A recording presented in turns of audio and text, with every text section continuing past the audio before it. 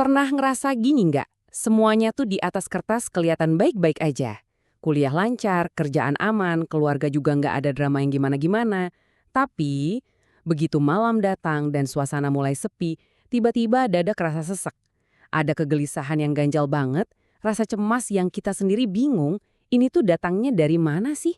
Nah, hari ini aku mau nemenin kamu buat deep talk sebentar sambil kita bedah insight menarik dari kajian Ustadz Muhammad Nuzul Dikri. Kita coba cari tahu ya, kenapa hati kita sering resah dan gimana sih cara nemuin jalan pulangnya? Kalau kamu lagi ada di fase ini, please ingat kalau kamu sama sekali nggak sendirian. Sering banget kan kita tuh ketakutan soal masa depan. Tiba-tiba insecure cuma gara-gara lihat story orang lain, sampai akhirnya kita mikir, aduh capek banget ya ternyata hidup. Tapi coba deh kita sadari satu hal. Seringkali yang bikin dada kita sesak itu sebenarnya bukan realita hidup yang lagi kita jalanin, tapi justru hiruk-pikuk di dalam kepala kita sendiri.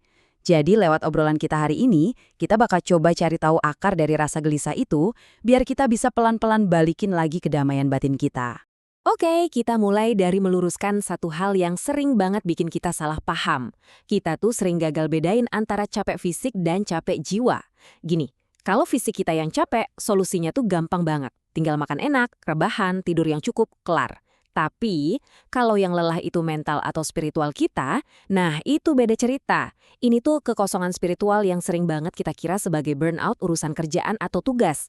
Jiwa yang lelah itu nggak bakal sembuh cuma dengan dibawa staycation. Dia butuh nutrisi spiritual, butuh zikir, dan butuh nyambung lagi sama penciptanya. Masuk ke poin pertama nih. Jebakan salah diagnosa healing dan kenapa pelarian kita itu seringnya gagal total. Gara-gara kita salah nebak jenis capek yang kita rasain, kita jadi masuk ke jebakan salah diagnosa ini. Kan sekarang lagi tren banget tuh istilah healing, menjauh dari lingkungan toksik, traveling sejauh mungkin. Tapi pertanyaannya, kenapa healing sampai ke luar negeri, entah itu ke Jepang atau Eropa, seringnya nggak mempan? Ya pas di sana sih mungkin kita happy ya, update medsos dengan vibes yang estetik. Tapi jujur deh, kenapa pas mendarat lagi di rumah, cemasnya ikutan balik? Jawabannya simpel banget. Karena kita bawa diri kita sendiri. Masalah utamanya itu bukan di tempatnya, tapi ada di dalam diri kita. Ada satu analogi cerdas banget dari sumber materi kita hari ini. Bayangin ada orang sakit jantung, tapi karena dokternya salah diagnosa, dia malah dikasih obat mah terus-terusan. Ya sampai kapanpun ya nggak bakal sembuh kan? Nah, sadar nggak sadar itu yang sering kita lakuin ke diri kita sendiri. Kita nyoba ngobatin rasa kosong di hati pakai pelarian duniawi, pakai belanja, liburan, atau nongkrong. Ya pantas aja rasa gelisahnya nggak pernah bener-bener hilang. Sama kayak badan yang sakit itu ada gejalanya, jiwa yang kering juga punya sinyal alarm yang sering banget kita skip. Coba deh self-check sebentar. Akhir-akhir ini kamu gampang ngegas nggak buat urusan sepele? Atau jadi gampang banget baper? Terus pas lagi ibadah atau sholat, kerasa hambar aja gitu. Sekedar rutinitas gugur kewajiban? Kalau iya guys, itu bukan sekedar mood swing biasa loh. Itu tanda kalau jiwa kita tuh sebenarnya lagi teriak kehausan minta nutrisi. Bagian kedua, dua akar utama kegelisahan berdasarkan pandangan ulama Ibnu Qayyim. Terus, sebetulnya dari mana sih datangnya rasa resah ini? Ulama besar Ibnu Qayyim tuh udah metain ini dengan rapi banget. Kata beliau, kesedihan dan kegelisahan kita bermuara di dua hal. Pertama, ambisi dunia yang terlalu berlebihan. Pas kita jadiin dunia kayak karir, harta, atau pengakuan orang sebagai tujuan utama, kita otomatis bakal jadi paranoid. Takut jatuh miskin lah, takut ketinggalan tren, takut dipecat. Dan yang kedua, karena kita kurang taat beribadah. Nah, kombinasi antara ngejar dunia sampai ngos-ngosan dan ngelupain kewajiban spiritual inilah yang bikin jiwa kita benar-benar babak belur. Poin ini nih yang harus benar-benar kita ingat. Punya ambisi gede dan mikirin dunia sampai stres nggak bisa tidur tuh, sama sekali nggak bakal nambah jatah rezeki kita, walau cuma ₹1 dari yang udah ditakdirin. Serius, nggak ngaruh sama sekali. Tapi, sikap memaksakan diri kayak gitu udah terbukti 100% sukses bikin batin kita tersiksa. Ibaratnya, kita lagi nyiksa diri sendiri tanpa dapat untung apa-apa. Lanjut ke bagian ketiga. Zikir sebagai air bagi jiwa, dan pentingnya kita mengenal Sang Pencipta. Kalau kita udah tahu akar masalahnya, penawarnya apa dong? Para ulama ngibaratkan zikir atau mengingat Allah itu persis kayak air buat ikan. Ikan kalau dikeluarin dari air kan megap-megap kesakitan. Ya jiwa kita tuh persis kayak gitu tanpa zikir. Terus, apa hubungannya sama rasa cemas ke masa depan? Gini, bayangin kamu lagi tiduran di kursi dokter gigi. gigimu sakit banget, tiba-tiba masuk orang nggak dikenal, nggak pakai baju dokter, bawa tang, terus nyuruh kamu buka mulut. Pasti panik setengah mati kan? Kenapa? Karena kamu nggak kenal siapa dia. Nah, hidup kita tuh kayak gitu. Kita takut banget ngadepin masa depan karena kita nggak benar-benar kenal sama sang pencipta yang lagi merancang skenario hidup kita.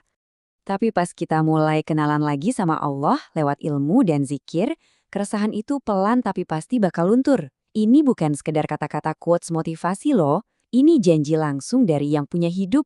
Di Al-Quran disebutkan, ketahuilah, hanya dengan mengingat Allah hati menjadi tenang.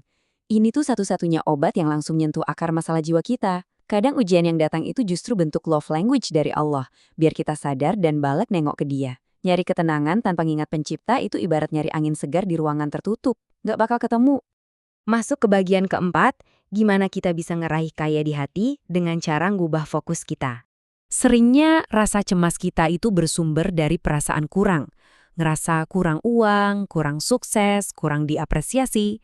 Padahal ada hadis yang benar-benar relate sampai kapanpun. Sifat dasar manusia itu nggak pernah ada puasnya. Dikasih satu lembah isinya emas murni pun, kita bakal nyari lembah emas kedua dan ketiga. Terus aja gitu. Ngejar dunia buat nyari tenang tuh persis kayak minum air laut pas lagi haus-hausnya. Makin diminum makin dehidrasi. Hati yang kosong tuh nggak akan pernah penuh walaupun ditumpuk pakai barang-barang semahal apapun. Makanya kita butuh banget buat ngedefinisiin ulang apa arti kata kaya itu. Kaya yang benaran itu bukan soal rekening bank yang digitnya banyak atau seberapa flexing kita di medsos. Kaya sejati itu ya kekayaan jiwa. Itu tuh anugerah luar biasa pas hati kita dikasih rasa cukup, tenang, dan qanaah sama Allah. Ada loh orang yang uang di dompetnya pas-pasan, tapi hatinya ngerasa tenang luar biasa, aman, nggak punya beban insecure. Nah, itu baru namanya ketenangan sejati yang nggak bisa dibeli. Oke, sekarang kita rangkum jadi action plan yang bisa langsung kamu lakuin malam ini juga buat stop overthinking kamu. Pertama, benerin diagnosanya. Kalau dada mulai kerasa nyesek, jangan buru-buru nyalahin orang lain atau ngurutukin kerjaan. Coba tarik napas, cek ke dalam hati dan tanya, hari ini aku udah cukup dekat belum ya sama Allah? Terus yang kedua, jadikan akhirat sebagai tujuan utama dan dunia itu cuma kendaraan aja. Begitu mindset ini kita putar, percaya deh, pelan-pelan rasa cukup dan tenang itu bakal hadir dengan sendirinya di hati kita. Nah, obrolan kita hari ini ninggalin satu pertanyaan penting buat kita renungkan bareng-bareng. Fisik kita mungkin emang capek seharian beraktivitas, tapi ingat, jiwa kita butuh lebih dari sekedar bahan. Jadi, sudahkah kita memberi minum jiwa kita hari ini? Jangan sampai jiwa kita makin kering di tengah berisiknya dunia. Semoga deep talk kita tentang materi ini bisa bantu redain gelisah kamu ya. Sampai jumpa di sesi obrolan kita berikutnya, dan semoga kamu segera nemuin ketenanganmu.